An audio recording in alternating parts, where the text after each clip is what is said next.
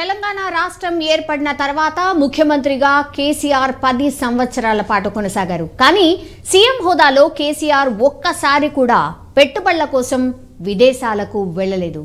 మొదటిసారిగా సీఎం రేవంత్ రెడ్డి తెలంగాణ ముఖ్యమంత్రి హోదాలో విదేశాలకు పెట్టుబడుల కోసం వెళ్తూ ఉన్నారు. ఇప్పటి వరకు కేటీఆర్ మాత్రమే పెట్టుబడుల కోసం విదేశాలకు వెళ్ళి వచ్చారు. అయితే మాజీ మంత్రి కేటీఆర్ అప్పట్లో మున్సిపల్ శాఖకి అండ్ ఐటీ శాఖలకు మంత్రిగా పనిచేశారు, మనందరికీ తెలిసిందే. అయితే కేటీఆర్ పెట్టుబడులు విదేశాలకు పర్యటన మంత్రి హోదాలో చేశారా లేదా ముఖ్యమంత్రి కుమారుడి హోదాలో వెళ్ళొచ్చారా అన్న విషయంపై అయితే అప్పట్లో చాలా మంది చర్చించారు. అండ్ తాజాగా అయితే ఇప్పుడు సీఎం రేవంత్ రెడ్డి దావోస్ వేదికగా జరగనున్న ప్రపంచ ఆర్థిక సదస్సులో పాల్గొనబోతున్నారు. ఈ పర్యటనలో ముఖ్యమంత్రితో పాటు ఐటీ పరిశ్రమల శాఖ మంత్రి శ్రీధర్ బాబు, పలువురు ఉన్నతాధికారులు కూడా వెళ్లబోతున్నారు. దావోస్ సదస్సులో భాగంగా ప్రముఖ గ్లోబల్ కంపెనీల సీఈఓలు అండ్ ప్రతినిధులతో సీఎం రేవంత్ రెడ్డి సమావేశం కూడా కాబోతున్నారు. ఈ సమావేశంలో తెలంగాణలో పెట్టుబడులు పెట్టడం వల్ల కలిగే అవకాశాలు, ప్రయోజనాల గురించి వారికి వివరించబోతున్నారు. అయితే అందరిలో తలెత్తే క్వశ్చన్ ఏంటంటే, అప్పట్లో తెలంగాణలో పెట్టుబడులు పెట్టడం కోసం కేటీఆర్తో చర్చించిన కంపెనీల ప్రతినిధులు మరి రేవంత్ రెడ్డిని కలుస్తారా? ఎన్ని కొత్త ఉద్యోగాలు తీసుకురాబోతున్నారు రేవంత్ రెడ్డి అని అందరూ ఎదురు చూస్తూ ఉన్నారు. మాట్లాడదాం, మనతో పాటు ఉన్నారు ఇన్పుట్ ఎడిటర్ సంజయ్. సంజయ్, ఇప్పుడు ఫస్ట్ టైం ముఖ్యమంత్రి హోదాలో సీఎం రేవంత్ రెడ్డి పెట్టుబడుల కోసం విదేశాలకు వెళ్తున్నారు. ఇదే అందరూ చర్చించుకుంటున్నారు. అంటే గతంలో సీఎం కేసీఆర్ ఎప్పుడు వెళ్ళలేదు, బట్ సీఎం హోదాలో Revanth Reddy for the first time తెలంగాణను రిప్రజెంట్ చేస్తూ వెళ్తున్నారు. ఏం ఎక్స్పెక్ట్ చేస్తున్నారు? సౌమ్య, మనం అనుకున్నట్టు ఇది వాస్తవం. ఎందుకంటే తెలంగాణ ఏర్పడి 10 సంవత్సరాలు దాటింది. 10 సంవత్సరాల కాలంలో బీఆర్ఎస్ అధికారంలో ఉన్నది. బీఆర్ఎస్ అధికారంలో ఉండి ముఖ్యమంత్రిగా కేసీఆర్ 10 సంవత్సరాలు తెలంగాణ రాష్ట్రానికి ముఖ్యమంత్రిగా ఉన్న విషయం మనందరికీ తెలిసిన విషయమే. కాకపోతే తెలంగాణ నుండి మొదటిసారిగా ప్రపంచ ఆర్థిక సదస్సుకు రేవంత్ రెడ్డి వెళ్ళడము కొంత అయితే ఆనందకరమని చెప్పుకోవచ్చు. ఒకటి, ఎందుకంటే ఏ ప్రపంచ ఆర్థిక సదస్సుకైనా కూడా ఆ రాష్ట్రాలకు సంబంధించినటువంటి ముఖ్యమంత్రులు వెళ్ళడము ఇది ఆనవాయితీ. ఇది ప్రతి సంవత్సరము జనవరి నెలల్లోనే ఈ ప్రపంచ ఆర్థిక సదస్సు జరుగుతుంది. ప్రపంచంలో ఉన్నటువంటి అంటే వివిధ ఐటీ కంపెనీలకు సంబంధించినటువంటి చాలామంది గ్లోబల్ ఇన్వెస్టర్స్ కూడా మొత్తం ఈ యొక్క ప్రపంచ ఆర్థిక సదస్సుకు హాజరయ్యేసేసి ఆ దేశాలలో, ఆ రాష్ట్రాల్లో ఆ యొక్క వాతావరణాన్ని బట్టేసేసి, ఆ యొక్క పాలనను బట్టేసేసి అక్కడ ఉన్నటువంటి కొంతమంది వ్యాపారవేత్తలు ఆ రాష్ట్రాలలో పెట్టుబడులు పెట్టడానికి సుముఖత వ్యక్తం చేస్తారు. అందులో భాగంగానే గతంలో 10 సంవత్సరాలు కూడా ఎప్పుడు కూడా ముఖ్యమంత్రి హోదాలో ఉన్నటువంటి కేసీఆర్ ఏ రోజు కూడా ఈ యొక్క ప్రపంచ ఆర్థిక సదస్సుకు ఏ రోజు కూడా అటెండ్ కాలేదు. కాకపోతే ఐటీ శాఖ మంత్రిగా ఉన్నటువంటి తన తనయుడు కేటీఆర్ మాత్రమే హాజరయ్యేవాడు. కాకపోతే ఇప్పుడు కాంగ్రెస్ పార్టీ అధికారంలోకి వచ్చిన తర్వాత ముఖ్యమంత్రి హోదాలలో తొలిసారిగా ప్రపంచ ఆర్థిక సదస్సుకు రేవంత్ రెడ్డి వెళ్తున్నారు. రేవంత్ రెడ్డితో పాటు ఐటీ శాఖ మంత్రి ఉన్నటువంటి శ్రీధర్ బాబు, అదేవిధంగా ఒక 4 కార్యదర్శులు కూడా ఈ మంత్రులతో పాటు ముఖ్యమంత్రితో పాటు వెళ్ళడం జరుగుతుంది. మొత్తం మీద ఈ 10 రోజుల పర్యటనలో చాలా విషయాలను ఈ రేవంత్ రెడ్డి కొన్ని ఎక్స్పెక్టేషన్ చేసే అవకాశం ఉంది. ఈరోజు సాయంత్రం 6 గంటలకు ఆయన నేరుగా ఢిల్లీ వెళ్ళారు. ఢిల్లీలో 2 రోజులు ఉండిన తర్వాత 2 రోజులు అక్కడ ఉండేసేసి సోనియా గాంధీతో పాటు కొంతమంది కాంగ్రెస్ పెద్దలను కలుసుకొని అక్కడ నుంచి ఆయన రాహుల్ గాంధీ పాదయాత్ర చేసే క్రమంలో రాహుల్ గాంధీతో పాటు సుమారు ఒక రోజు మొత్తం రాహుల్ గాంధీ తోటి ప్రచారం చేసే అవకాశం కూడా ఉంది. ఆ తర్వాత 14 నైట్ ఆయన స్విట్జర్లాండ్ దావోస్కు వెళ్ళేసేసి అక్కడ ఆర్థిక సదస్సుకు పాల్గొని తెలంగాణ రాష్ట్ర తరపున రేవంత్ రెడ్డి అక్కడ పాల్గొనేసి రాష్ట్రానికి పెట్టుబడులు పెట్టవలసిందిగా చాలామంది ప్రముఖ ఆర్థిక వ్యాపారస్తులని కావచ్చు, అదేవిధంగా కార్పొరేట్ సంస్థలని కావచ్చు రేవంత్ రెడ్డి కోరే అవకాశం ఉంది. ఎందుకంటే రేవంత్ రెడ్డి ఇప్పటికే అంటే ఆయన ప్రతిపక్ష నేతగా ఉన్నప్పుడు కావచ్చు, ఆయన ఎంపీగా ఉన్నాడు. చాలా సందర్భాల్లో ఆయన అమెరికాలో ఆయన పర్యటించాడు, వివిధ దేశాల్లో కూడా పర్యటించారు. ఈయనకున్నటువంటి సత్సంబాలతోటి ఈ వ్యాపారవేత్తలను కలిసేసి అక్కడ కార్పొరేట్ సంస్థల నుంచి తెలంగాణలో ముఖ్యంగా తెలంగాణ ఇంటర్నేషనల్ ఎయిర్పోర్ట్ సరౌండింగ్లో ఉన్నటువంటి వివిధ అంటే ఇప్పటికే కొన్ని వ్యాపారాలు హైదరాబాద్కు రావడం జరిగింది. అందులో భాగంగా కొత్త వారిని కూడా ఆహ్వానించేసేసి వారికి కావాల్సినటువంటి వసతులను కల్పించడానికి తెలంగాణ ప్రభుత్వం అనుకూలంగా ఉంటుందనేసి ఈ ఆర్థిక సదస్సుల్లో ఆయన చాలా స్పష్టంగా వాళ్ళని అంటే నమ్మకం ఉండే విధంగా నమ్మకం కలిగించే విధంగా వారి యొక్క కార్పొరేటివ్ వ్యవస్థలని రేవంత్ రెడ్డి అది వాళ్ళతో డిస్కషన్ చేసి రాష్ట్రము ఎలాంటి రాయితీలు ఇవ్వబోతుంది, వాళ్ళకి ఎలాంటి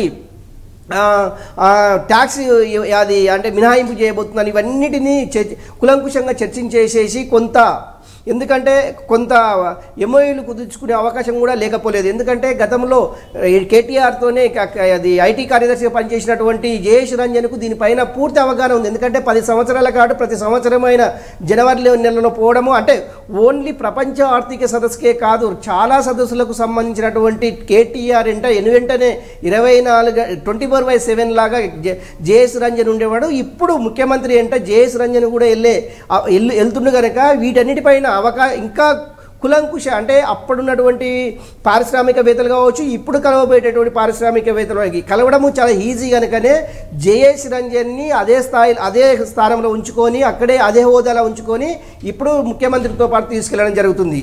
ఇందులో భాగంగా ఏంటంటే వ్యాపారాలు పెట్టుబడులు పెట్టడానికి ఈజీ ఉంటుందనే ఉద్దేశంతో రేవంత్ రెడ్డి ప్రపంచ ఆర్థిక సదస్సుకు వెళ్తున్నారని చెప్పుకోవచ్చు. సౌమ్య. ఎస్ సంజయ్, డెఫినెట్లీ ఒక అంటే కంపారిజన్ అయితే చేయబోతున్నారు. ఎందుకంటే అందరూ కూడా ప్రజలు కూడా కంపారిజన్ చేస్తారు కాబట్టి గత ప్రభుత్వంలో పెట్టుబడులు ఎన్ని వచ్చాయి, ఎట్లాంటి కంపెనీస్ వచ్చాయి, ఇప్పుడు రేవంత్ రెడ్డి వెళ్ళిన తర్వాత ఎట్లాంటి కంపెనీస్ రాబోతున్నాయి, పెట్టుబడులు ఎట్లా రాబోతున్నాయి అండ్ ఉద్యోగాల కల్పన దీనిపైన అయితే మాటల యుద్ధమే నడిచింది. మనందరికీ తెలుసు. వెళ్ళి వస్తాడు, ఎంజాయ్ చేస్తారు, అంతేగాని ఎన్ని ఉద్యోగాలు తెచ్చిండంటే ఎప్పుడు ఆన్సర్ చెప్పలేదు అన్నటువంటి విమర్శ చాలా మటుకి కాంగ్రెసే కాదు మిగతా ప్రతిపక్షాలు కూడా చేసిన సందర్భాలు ఉన్నాయి. సో ఇప్పుడు అందరూ ఎదురు చూస్తారు, మరి వీళ్ళే కదా అప్పట్లో ఆరోపణలు చేసిన వాళ్ళు, మరి ఇప్పుడు ఎంత ఫోకస్డ్గా ఉద్యోగాల కల్పనపై ఉండబోతోంది రేవంత్ రెడ్డి సర్కార్? స్వామి, ఒకటి ఉద్యోగ అవకాశాల కల్పన అనేది అంత ఈజీ ప్రాసెస్ కాదు. ఎందుకంటే విదేశీయులు మన రాష్ట్రంలో పెట్టుబడులు పెట్టాలి, దాన్ని సక్సెస్ చేయాలి, దాని ప్రాసెస్ చాలా టైం బాండ్. అది ఒక 1 ఇయర్లోనో 2 ఇయర్స్లోనో 3 ఇయర్స్లోనే ప్రపోజల్ కాదు.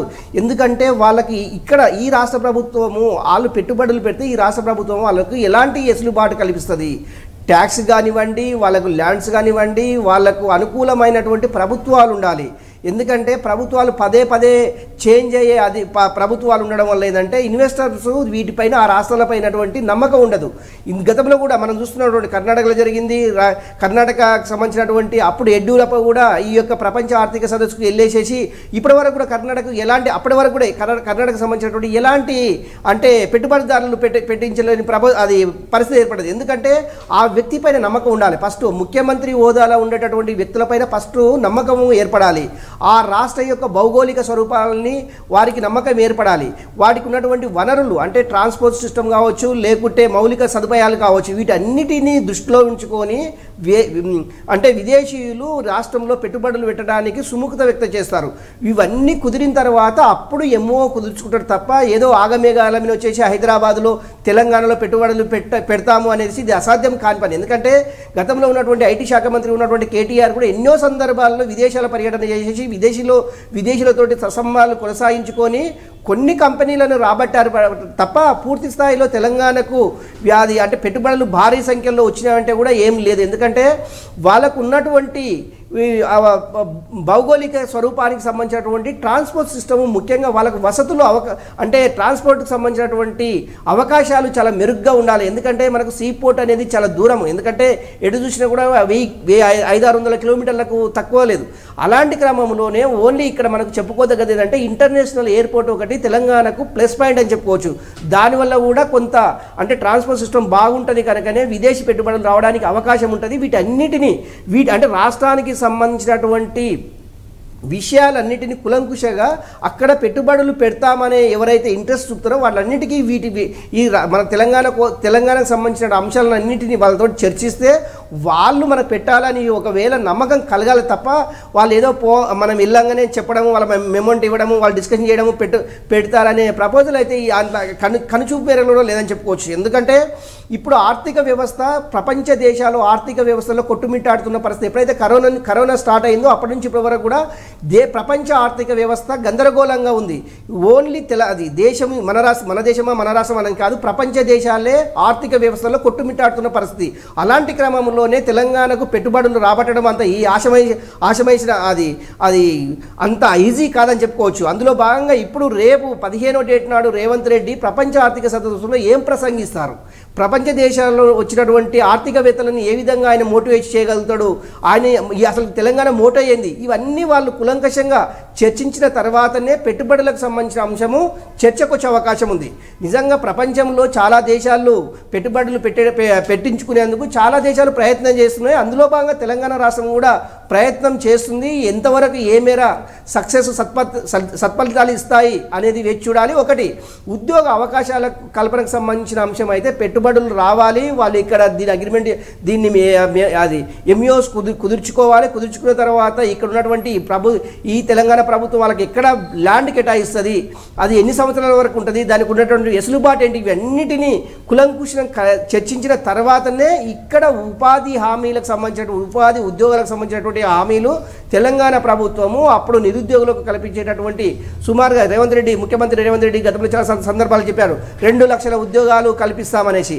నిజంగా ఇలాంటి విదేశీ పెట్టుబడులు వచ్చినట్లయితే 2 లక్షలు కాదు కదా 3-4 లక్షల ఉద్యోగాలు కూడా కల్పించడంలో ఎలాంటి సందేహం లేదని చెప్పుకోవచ్చు. సౌమ్య. సంజయ్, ఇప్పుడు జనరల్లీ రేవంత్ రెడ్డి గారి గురించి ఎవరికైనా తెలిసిన వాళ్ళు ఏమంటారంటే ఆయన బ్యాక్గ్రౌండ్ వర్క్ పక్కాగా చేసుకొని ఉంటారు అని.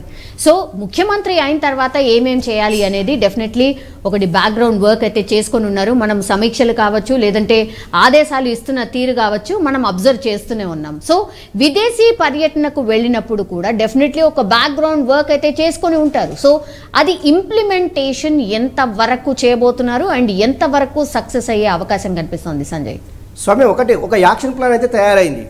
ఏంటి అంటే ప్రపంచ ఆర్థిక సదస్సుల్లో ఎవరెవరిని కలవాలి ఫస్ట్ అంటే ముఖ్యంగా హైదరాబాద్లో ఇన్వెస్ట్ చేయాలని ఇంట్రెస్ట్ ఎలాంటి కంపెనీలకు ఉంది, ఎలాంటి ఇన్వెస్టర్స్కి ఉంది అనేసి ఫస్ట్ వీళ్ళు ఐడెంటిఫికేషన్ చేసిన తర్వాత ఎవరైతే ఇంట్రెస్ట్ చూపిస్తారో ముందుగా వాళ్ళని కలిసి వాళ్ళతోటి డిస్కషన్ చేసి, ఎందుకంటే మనకు చాలా కొంత ఎక్స్పీరియన్స్ అంటే గతంలో చాలా ఈ 10 సంవత్సరాల కాలంలో చాలా సందర్భాల్లో విదేశీ పర్యటనలో ఉన్నటువంటి ఐఏఎస్ అధికారి జయేష్ రంజన్కు దీనిపైన పూర్తి గ్రిప్ ఉంది.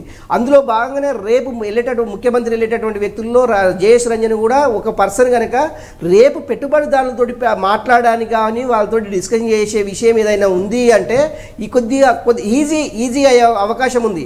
ఇంకొకటి ఏంటంటే రేవంత్ రెడ్డికి ఇప్పటికీ విదేశాల్లో చాలా సందర్భాల్లో ఆయన చాలా ప్రోగ్రాంలలో పార్టిసిపేట్ చేయడం జరిగింది. ఆయన ప్రతిపక్ష నేత ఉన్నటువంటి చాలా కంట్రీలలో పార్టిసిపేట్ చేయడం జరిగింది. ఈయనకు చాలా అంటే ఇన్వెస్టర్లతో పెట్టుబడిదారీ వ్యవస్థలతోటి రేవంత్ రెడ్డికి ఉన్నటువంటి పరిచయాలు చాలా అమోఘం అని చెప్పుకోవచ్చు. అందులో భాగంగానే విదేశీ పెట్టుబడులు తెలంగాణకు రాబట్టుకోవడానికి రేవంత్ రెడ్డి కృషి ఫలిస్తుందనేసి మనం అనుకోవచ్చు. ఎందుకంటే రేవంత్ రెడ్డికి ఉన్నటువంటి యాక్సెస్ అలాంటిది. ఎందుకంటే అమెరికా, ఆస్ట్రేలియా, స్విట్జర్లాండ్, బ్రిటన్ ఇలాంటి అంటే పెద్ద పెద్ద దేశాలకు సంబంధించినటువంటి పారిశ్రామికవేత్తలు కావచ్చు, అదేవిధంగా కార్పొరేట్ సంస్థలకు సంబంధించినటువంటి సిఇఓలు కావచ్చు, ఎవరేమైనా ఇవి రేవంత్ రెడ్డికి చాలా దగ్గర సంబంధాలు ఉంటాయి అనేసి చాలా సందర్భాల్లో మనం చెప్పుకున్నటువంటి అంశం. ఇప్పటికి కూడా ఆక్స్ఫర్డ్ యూనివర్సిటీకి సంబంధించినటువంటి వాళ్ళు కావచ్చు, రకరకాల విదేశీకి సంబంధించినటువంటి యూనివర్సిటీ వ్యక్తులు కావచ్చు, రేవంత్ రెడ్డి ముఖ్యమంత్రి అయిన తర్వాత రెగ్యులర్గా విదేశీకి సంబంధించినటువంటి వ్యక్తులు కలుస్తూ వాళ్ళకు ఉన్నటువంటి వెసులుబాటు తెలంగాణలో మేము ఎలాంటి సేవా కార్యక్రమాలు ఇక్కడ చేయాలి, ఎలాంటి ఇన్వెస్టర్స్ ఇక్కడ చేయాలి అనేసి ఆల్రెడీ ఇక్కడ ప్రపోజల్స్ వస్తున్నాయి. వాళ్ళకి సంబంధించినటువంటి డిస్కషన్ ఈ వారం రోజుల నుండి విదేశాలకు సంబంధించినటువంటి వ్యక్తులతోటి రేవంత్ రెడ్డి బిజీగా గడపడం జరిగింది. అందులో భాగంగానే ఈరోజు ఆయన ఢిల్లీ బయలుదేరి వెళ్ళాడు. రేపు 14వ డేట్ నాడు నైటు దావోస్కు బయలుదేరి వెళ్తారు. ఆ 3 రోజుల పాటు దావోస్ అంటే ప్రపంచ ఆర్థిక సదస్సులో పాల్గొని మళ్ళీ 3 రోజులు లండన్ వెళ్ళేసి మొత్తం 10 రోజుల పర్యటన ముగించుకొని ఆయన 18వ డేట్ నాడు లేకుంటే 19వ డేట్ నాడు సాయంత్రం హైదరాబాద్కు వచ్చే అవకాశం అయితే కనిపిస్తుంది. మొత్తం మీద ఈ 10 రోజుల పర్యటనలో రేవంత్ రెడ్డి ఢిల్లీలో ఒక 2 రోజులు, తర్వాత 8 రోజులు విదేశీ పర్యటనలో ఉంటారని చెప్పుకోవచ్చు. సౌమ్య. ఆల్ రైట్ సంజయ్, మొత్తం మీద అది సీఎం హోదాలో కేసీఆర్ ఒక్కసారి కూడా పెట్టుబడుల కోసం విదేశాలకు వెళ్లలేదు. మొదటిసారిగా సీఎం రేవంత్ రెడ్డి తెలంగాణ ముఖ్యమంత్రి హోదాలో విదేశాలకు పెట్టుబడుల కోసం వెళ్తున్నారు. ఇప్పుడు ఇదే ఆసక్తి కలిగిస్తోంది. సో ఎంతమంది పెట్టుబడిదారులని ఆకర్షించబోతున్నారు, ఎన్ని పెట్టుబడులు తీసుకురాబోతున్నారు, ఎన్ని ఉద్యోగాల కల్పన కొత్తగా జరగబోతోంది, ఇదే అందరూ కూడా ఎదురు చూస్తున్నటువంటి అంశం. సో ఆయన ఒక్కసారి విదేశీ పర్యటన ముగించుకొని వచ్చిన తర్వాత ఒక క్లారిటీ వచ్చే అవకాశం అయితే కనిపిస్తోంది.